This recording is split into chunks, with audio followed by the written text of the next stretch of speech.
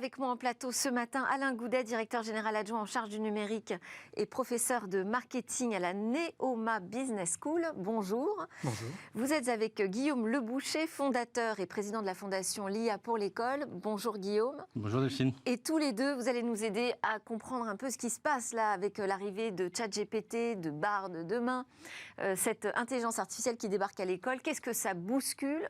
Quelles questions ça pose et comment on s'organise surtout face à ça? Ce sera donc notre grand Tech Talk aujourd'hui dans Smart Tech.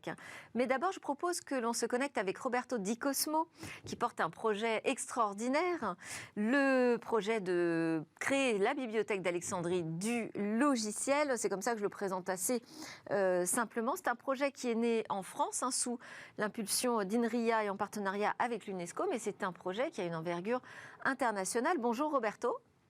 Bonjour Delphine.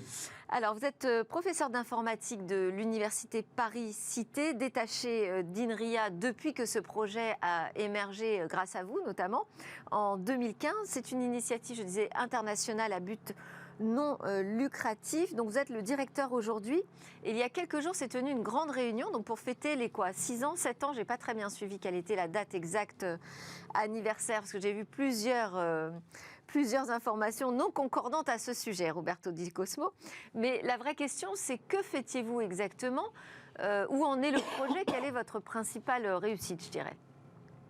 Voilà, merci. Effectivement, on va essayer de remettre un peu d'ordre dans la chronologie. Il n'y a pas de problème. Effectivement, le projet est né un peu autour des 2014-2015. On a dévoilé notre réalité géographique publique le 30 juin 2016. Donc, vous voyez, donc en 2021, on avait fêté les 5 ans à l'UNESCO, mais c'était en période des Covid, des confinements, c'était assez compliqué. Et donc cette année, on a décidé de transformer l'événement qu'on avait créé pour fêter les 5 ans dans une conférence annuelle qui se répète tous les ans. Et donc cette année en particulier, on a eu la chance de pouvoir faire venir les directeurs adjoints de l'UNESCO, qui était M. Tofik Dirassi, la directrice de la DINUM, Mme Stéphanie Scher, un représentant de la NASA, Steve Crawford, qui était là, les présidents de l'association EOSC, la European Open Science Cloud, Karel Luyben et d'autres. Donc pour un grand événement le matin dans lequel on a essayé de faire les points sur tous les sujets dans lesquels avoir une grande infrastructure internationale. Donc cette grande bibliothèque d'Alexandrie d'un côté, mais c'est aussi un très grand télescope pour observer l'évolution, la galaxie du développement logiciel est important. Et là, c'est pour les patrimoines culturels, c'est pour la recherche, c'est pour l'industrie et c'est pour l'administration publique. Donc, on a essayé de regarder tout ça et ensemble, avec une très grande communauté qui est en train de se monter autour des collaborateurs, d'ambassadeurs du projet et des collaborateurs de tout type. Et là, aujourd'hui, plus de 14 milliards de fichiers uniques archivés déjà. Mais ça représente quoi proportionnellement à la masse existante actuellement? Si vous voulez, il y a quelques années, je vous aurais dit peut-être qu'on en a récupéré un quart de ce qui existe. Là, on s'approche un peu, pas mal de la totalité. C'est-à-dire, on a vraiment... Les plus grandes plateformes sont presque entièrement archivées, donc GitHub qui est le plus populaire, alors GitLab ou Bitbucket, et alors sous votre émission, je pense que les auditeurs connaissent tout ça comme plateforme. Donc on les a tous archivés et on commence à aller chercher la longue traîne des petits projets, petites plateformes qui sont éparpillées un peu partout sur Internet, mais ça progresse vraiment pas mal. Donc là, à nouveau, c'est difficile de dire ce qu'on a par rapport à ce qu'on ne sait pas, mais disons que si on dit 80-90% du total qui est disponible sur la planète, je pense qu'on n'est pas très loin de la vérité. Et donc aujourd'hui, c'est la plus grande archive mondiale de code source de logiciels qui a été créée. Vous avez commencé à nous donner quelques pistes sur l'utilisation. À qui ça sert? À quoi ça sert déjà aujourd'hui? Si vous voulez, effectivement, quand on parle des bibliothèques d'Alexandrie, peut-être que les gens se disent « Ah oui, mais la bibliothèque d'Alexandrie a brûlé, alors vous inquiétez pas, on a pris des mesures, parce que ça ne brûle pas, c'est la version moderne, on fait des copies. » Mais en plus, des fois, peut-être qu'on a l'idée de quelque chose voilà, d'un vieil archive poussiéreux où on met des choses qu'on va regarder peut-être dans 50 ans. Non, non, non. Là, ce qui est sauté, c'est vraiment complètement différent. C'est une infrastructure dans laquelle, bien sûr, on a un archive, donc on protège, on préserve tous les codes sources depuis les débuts de l'informatique, de l'usage de l'informatique. Mais on a aussi ce qui a été développé hier soir par un développeur, et on a la trace qui a modifié quoi, quand, à quel moment et pourquoi. Donc tout l'historique du développement des codes sources. Et on est capable aussi de voir si les mêmes bouts de code, les mêmes logiciels est utilisé à plusieurs endroits. Vous voyez, dans le développement moderne, ça arrive très très souvent qu'on fasse des copies d'un logiciel pour faire des modifications. Après, on les soumet aux autres, ce qu'on appelle les pull requests aujourd'hui. Donc finalement, ce n'est pas seulement les 14 milliards des fichiers uniques qui viennent des 200 millions de projets différents, mais c'est aussi un gigantesque graphe qui retrace tous les développements de tous les codes qui contiennent aujourd'hui plus de 25 milliards de nœuds et 350 milliards d'arrêts. Donc c'est probablement les plus gros graphes sociaux publiquement disponibles aujourd'hui. Il y en a d'autres graphes, hein, les web, etc. Mais disons, publiquement disponible, pas possédé par une multinationale. Je pense que ce que nous avons construit est le plus grand. Évidemment, il y a des applications en cybersécurité, il y a des applications pour la recherche, on construit une infrastructure pour la science ouverte. Les chercheurs déposent les codes sources qui sont utilisés pour prouver les résultats dans leurs articles, vous voyez. Pour l'administration publique, qui a besoin de transparence, de mettre à disposition des codes, et aussi pour reconstruire l'histoire des logiciels marquants de l'informatique. Alors, vous avez évoqué très rapidement la question de la sécurité de l'archive.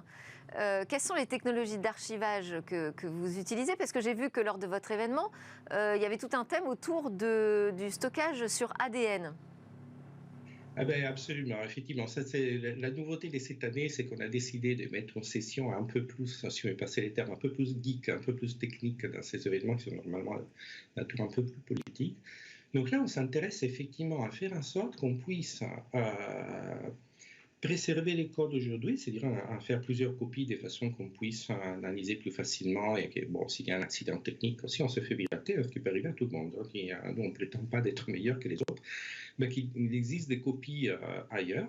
Donc, il y avait un haut responsable de l'ENEA, c'est une sorte de COA italien, là, qui va construire les premiers miroirs mondiaux dans les centres de superordinateurs qui est localisé à Bologne, dans lequel il y a les quatrième ordinateur mondial, hein, qui est en partie italien, en partie européen.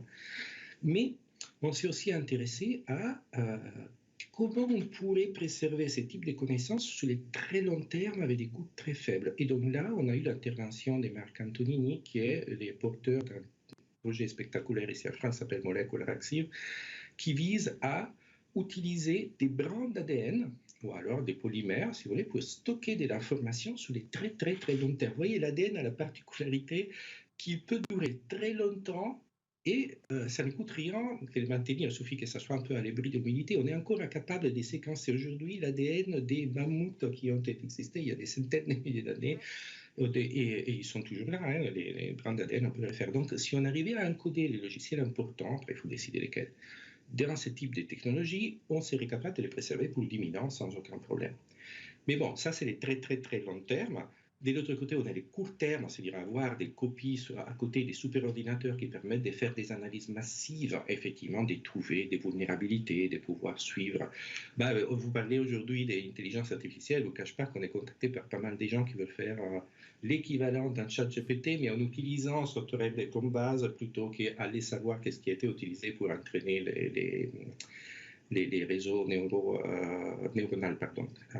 des temps à l'heure, j'ai mon italien qui me remonte, et dans ces autres plateformes qui sont fermées. Donc, il y a tous ces types d'applications. Et le troisième, qui était une autre technologie portée par un collègue italien qui est un des meilleurs chercheurs dans les domaines, qui était compresser l'archive. Comment faire?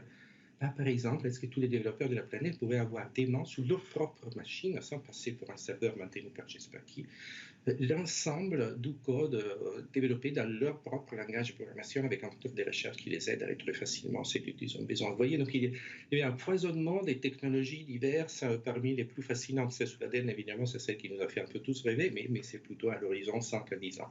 Oui, et puis c'est vrai que se posera la question de quel logiciel mérite d'être archivé sur un brin d'ADN. Alors, ce logiciel, il prend une place majeure hein, dans notre société numérique. Là, il ne s'agit pas uniquement d'aller créer une archive de logiciels libres. Vous travaillez aussi avec des partenaires, des acteurs privés du monde numérique, Roberto Di Cosmo. Oui, tout à fait.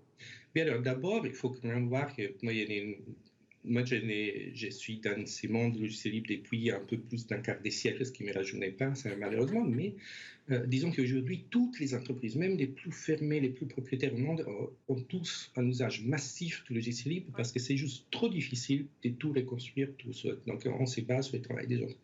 Donc, c'est là-dedans qu'on a concentré l'essentiel de notre énergie, c'est-à-dire archiver le plus rapidement possible tous les codes des logiciels qui sont publiquement disponibles, ce qui est un peu plus que le logiciel libre. Publiquement disponible peut être un logiciel qui dit vous pouvez l'utiliser, mais seulement pour un usage de recherche, par exemple. Donc, on archive évidemment tout ça. Mais on va aller plus loin, parce qu'effectivement, on veut récupérer des logiciels historiques qui étaient fermés. Et donc là, on travaille avec des réseaux, des musées de l'informatique à niveau international. Il faut aller convaincre un par an les entreprises de céder des droits pour qu'on puisse les mettre disponibles de tous. Et on réfléchit aussi à la possibilité de fournir un service aux entreprises, d'avoir une sorte de tiers de confiance dans lesquels les codes sources propriétaires aujourd'hui, mais qui pourraient être d'intérêt global dans les futurs, puissent être stockés en sécurité. C'est ce qu'on appelle les software code dans la terminologie un peu technique d'aujourd'hui. Mais disons, ça, c'est aussi une piste construite, mais pour l'instant, on se concentre sur la grande masse de tout ce qui est ouvert, parce que ça grandit très vite. On a observé que, si vous voulez, la taille de notre propre archive double tous les 2 ans. Vous voyez, c'est assez spectaculaire, la quantité de nouveaux codes qui sont produits. Là, vous voyez à nouveau, pour revenir sur ces questions d'intelligence artificielle. Donc, on va vous dire qu'il n'y aura plus besoin de développeurs parce que, voilà, maintenant, tous les robots, ils vont faire tout à notre place. Là, moi, j'ai un certain âge qu'on voyait à la couleur de ma barbe. Donc, ça doit être la 5e ou 6e itération des buzzwords qui vous disent c'est la fin de la programmation. Il y avait les langages de 5e génération, les prologues, les IDE, les modèles driven engineer, tout ça. Chaque fois, on vous dit qu'on a besoin de moins de programmeurs parce que c'est fini, c'est tout automatisé. Et chaque fois, on a plus de développeurs à la fin parce que ces nouvelles technologies, en réalité, nous permettent d'aller plus vite et de faire plus des choses. Donc, on fait moins des choses bêtes et plus des choses, entre guillemets, intelligentes. C'est comme quand on a pris des calculettes pour aller à l'école, ça ne nous a pas rendu forcément moins intelligents. Donc, c'est ce qui, je pense que ça va arriver là aussi. Roberto Di Cosmo, je pense que mes invités vont acquiescer. Vous avez une réaction sur ce... Vous connaissiez déjà ce projet, Software Heritage ? Alors moi, j'ai un petit peu travaillé dessus parce que je travaille aussi un petit peu avec l'INRIA. Donc l'idée, c'est vraiment de saluer cette initiative qui est extraordinaire. C'est-à-dire qu'on parle souvent des big tech qui ont des moyens colossaux. Là, il y a beaucoup de moyens universitaires, il y a beaucoup de rassemblements de savoir à, on peut dire, l'extrémité de la planète. Et c'est ça qui est formidable. Je vois qu'il y a la loi de Moore sur les cartes mères, mais là, on vient de citer la loi de Moore sur le logiciel qui double tous les 2 ans. Donc, c'est fantastique. Et je crois qu'on peut être qu'émerveillé par ce type d'initiative, quoi.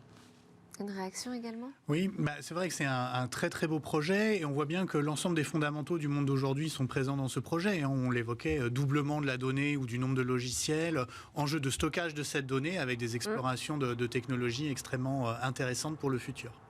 Alain Goudet, Guillaume Le Boucher, vous restez avec moi. On va enchaîner, nous, sur cette question de l'intelligence artificielle. Est-ce que ça bouscule dans le domaine de l'éducation ? Roberto Di Cosmo, merci encore beaucoup, à la fois pour votre initiative, mais aussi pour venir nous en parler et nous permettre de suivre ce beau projet Software Heritage dont vous êtes le fondateur et le directeur. À suivre donc dans Smart Tech, le Tech Talk, tout de suite.